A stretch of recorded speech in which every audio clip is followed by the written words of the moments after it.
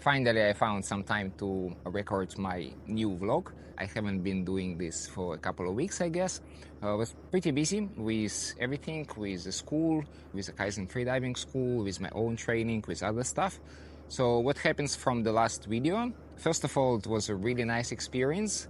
With my wife, we went for the neighbor island, Koh Samui, to test their new pool. They built a 25-meter pool, really nice pool. It is a 6 lines, not that many people, slightly expensive for the Thailand. It is 300 baht per session, but everything else is really nice. We stayed there for 3 days. Mainly we came there for filming, so this is why in the upcoming videos you're gonna see a lot of footage from there. But also we did some training. On the first day I did countless amount of repetitions of 25 meters for both bifins, monofins and no fins. Both of my bifins and monofin I was doing with silicone motion fins and monofins. And I was using the True Dive wetsuit for the first time ever. This is a really thin wetsuit which I supposed to use on my last competition, but then the water was too cold and I didn't use it. So finally I used it. It's really nice wetsuit, really nice fins and monofin, excellent session. First session it was just repetitions of 25 meters, countless amount of time. The second day it was again a lot of repetitions of 50-meter dives, and then the last day it was a few repetitions of 75 meters. So it was really nice. The main objective was filming, make some footage for upcoming videos because visibility is nice, the pool is really nice, but also it was some training. So then we come back to Qatar, and since then I managed a lot of training sessions. So at this moment I do 3 training sessions in a row, 3 consecutive days in a row, and then usually 1 dry day. I was thinking in the beginning that it's going to be hard to sustain this volume of training, but now I guess I get used to it and now it seems fine. This is why I'm going to do this for a while. What I'm doing in the pool, mainly intensity training, and I'm going to define what is my definition of intensity training, but occasionally also just a volume training. So volume training, it is a lot of repetitions of really nice and easy distances, like a 44 meters, with a relatively short rest in between. So this is usually technical training / CO2 training builds up. I mentioned, I think the last time, that the rest between repetitions is, if it is a bifins, it was 1 minute first, then it was 55 seconds, and the last one was 50 seconds. So this is a volume training. This time I do more intensity training. So what is the intensity training for my definition? It is a relatively long distance. So for example, today I did bifins, short bifins. I'm still using emulsion of silicone bifins. And I did 3 times 100 meters with a quite long rest. So the rest was somewhere between 10 and 15 minutes. What is the goal for this type of training? The goal is mainly mental toughness. So I know that this distance within my limits, no question. There is no question that I'm going to be way too hypoxic. There is still like a small chance. This is why I have a safety diver. But the chances that I'm going to get hypoxic on these dives is really small.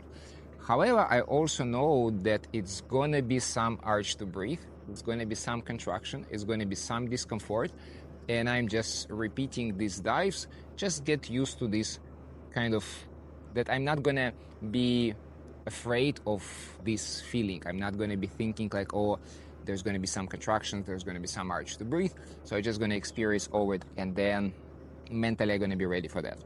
I start with the same training, but initially it was repetitions of 60-meter dives. I think I did it 12 times. Then it was 70 meters. I did it like 8 times. Then it was 90 meters. This time was just 2 times 99 meters, right? So this is the intensity training.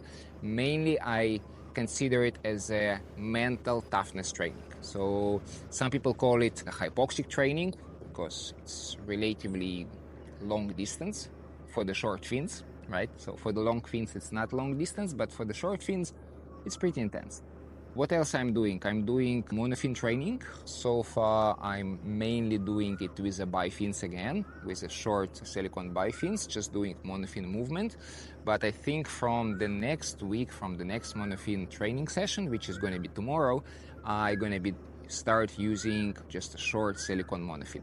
And by the way, the good news that it seems like my big carbon monofins on its way also with a carbon bifins.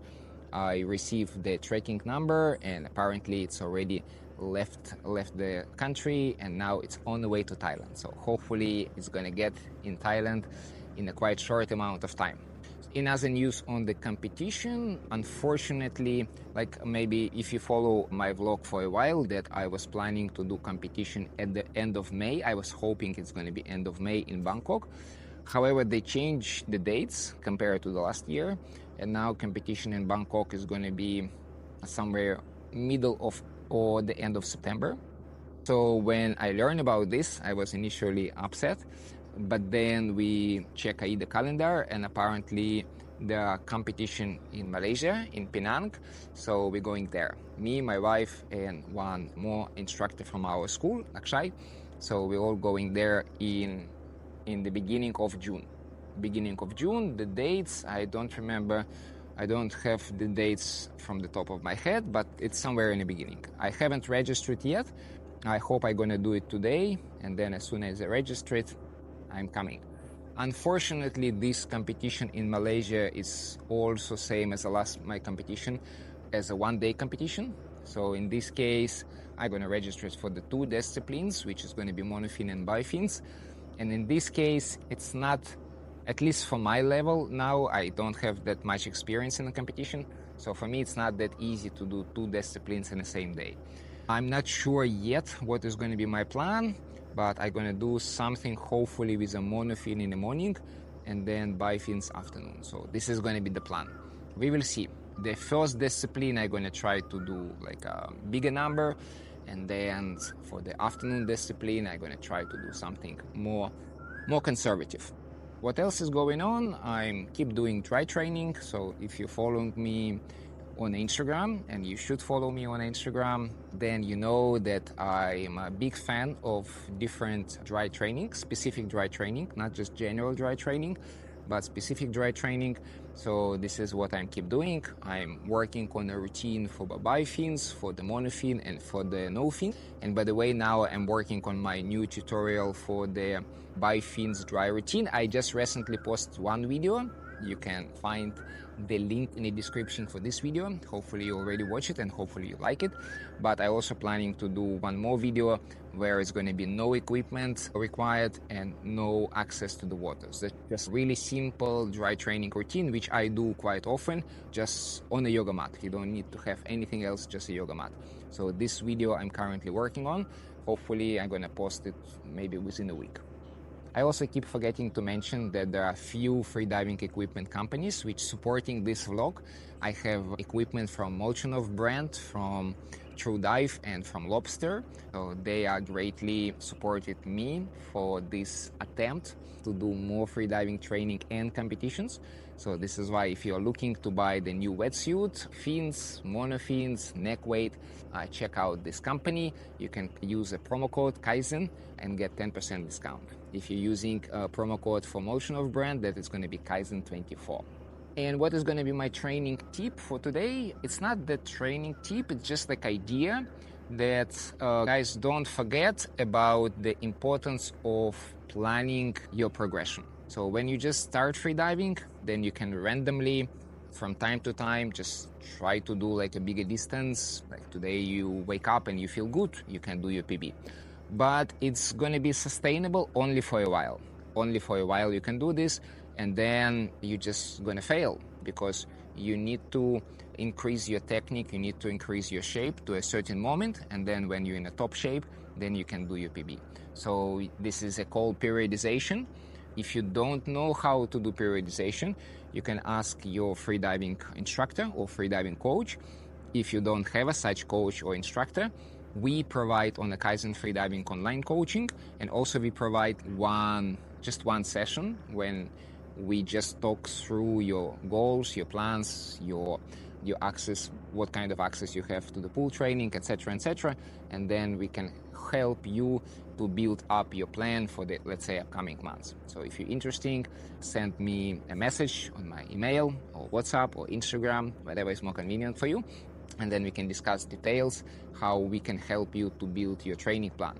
Otherwise, it's not that effective. Just train and randomly try to do your PB.